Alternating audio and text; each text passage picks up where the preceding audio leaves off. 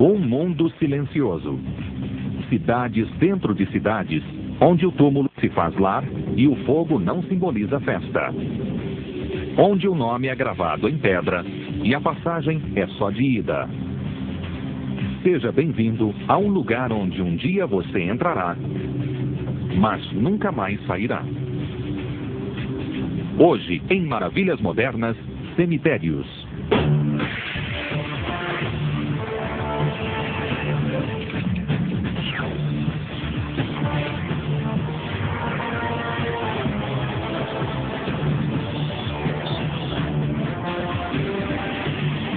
Maravilhas Modernas. Desde que o primeiro homem andou na Terra, mais de 100 bilhões de pessoas já nasceram.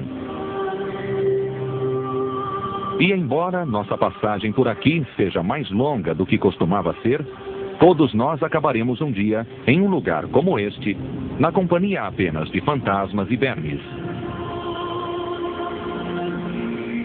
Cerca de 2 milhões de pessoas morrem anualmente nos Estados Unidos e a indústria da morte movimenta 20 bilhões de dólares no mesmo período.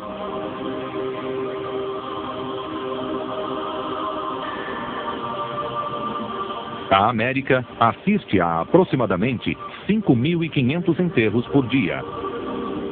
A maioria de nós repousará em esquifes e cerca de 25% das pessoas terão o corpo incinerado.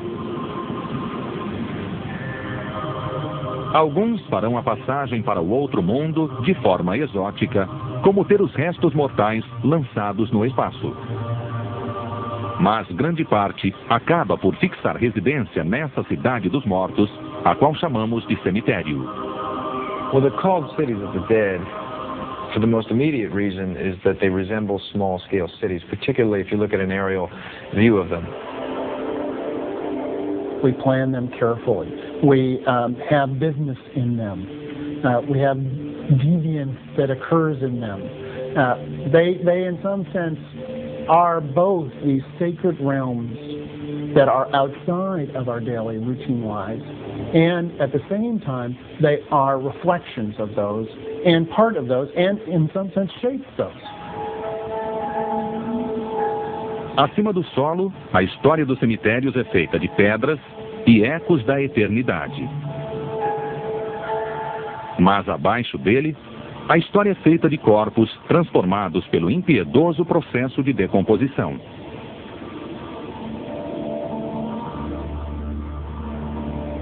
Em menos de 10 anos, a pele do cadáver começa a se soltar, cai e se transforma em substância líquida e depois gasosa.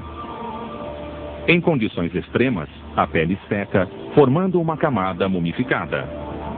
Os ossos, mesmo em esquifes resistentes, continuam inteiros por algumas centenas de anos.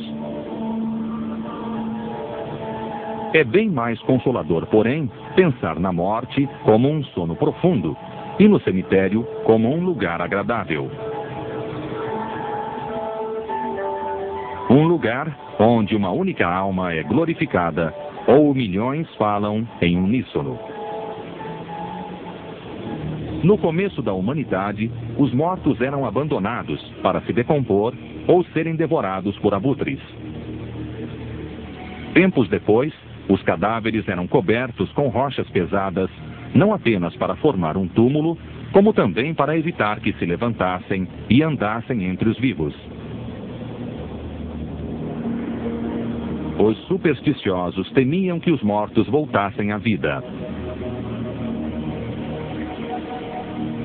Someone who was ill would be put in a cave, and rocks would be put in front of the cave, so that if they got well, they could move the rocks, but in some cases they didn't, and they became early tombs.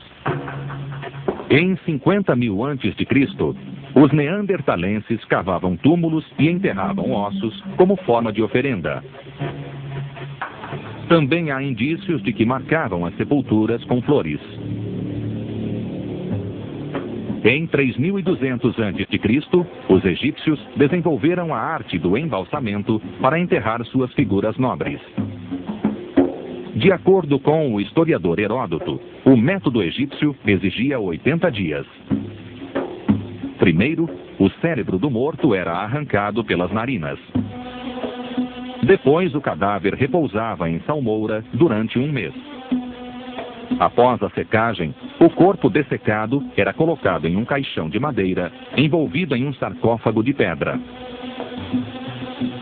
O resultado obtido pelos embalsamadores egípcios foi uma pele seca e enegrecida, esticada sobre a carne, quimicamente escurecida.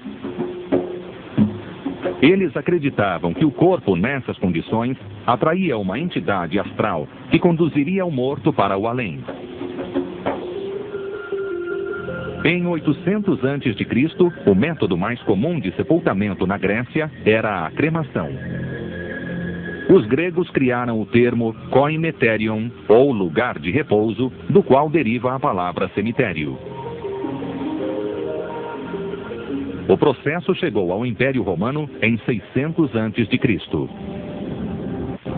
One reason that the Romans embraced cremation was hygienic concerns, that the cities themselves were so lacking in hygiene that they feared the contamination that was associated with the decomposing bodies. Mas a cremação perdeu força por volta de 400 depois de Cristo. Com a ascensão do cristianismo, o Império Constantino declarou o processo crematório um ato pagão. A alternativa, o sepultamento em terra, tinha um grande significado para os cristãos. As igrejas eram construídas sobre túmulos de mártires. Em Roma, por exemplo, São Pedro foi sepultado sob um altar que leva seu nome.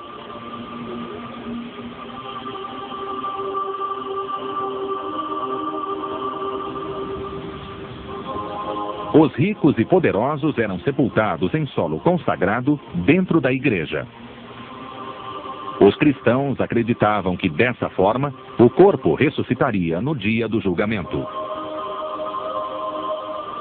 Aqueles que não podiam dispor de um sepultamento à altura eram enterrados em covas comuns. O primeiro campo usado para tal fim provavelmente pertenceu a um oleiro. To be buried in the church is to be as close to God, as close to that magical relationship between human and God as possible. Very quickly, of course, the church becomes overcrowded with burials, and it becomes impossible to satisfy all the claims on that space. Em 1374, a nuvem da peste negra pairava sobre a Europa. Transmitida por roedores infectados com um vírus mortal, a doença provocou milhões de mortes em apenas 18 meses. Com cemitérios abarrotados de corpos e ossos, olhos horrorizados testemunharam o estágio final da doença. Os enfermos sentiam o corpo todo transpassado por uma dor intensa. Durante 3 dias, vomitavam sangue ininterruptamente. E não havia chances de cura até que o paciente expirava.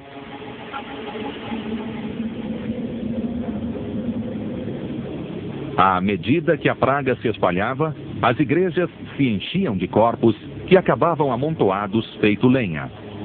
A única saída foi transformar o pátio das igrejas em cemitérios. No século XVIII, o espaço tornou-se escasso e os cemitérios foram levados para fora dos jardins da igreja. Mas o descanso para os mortos era breve.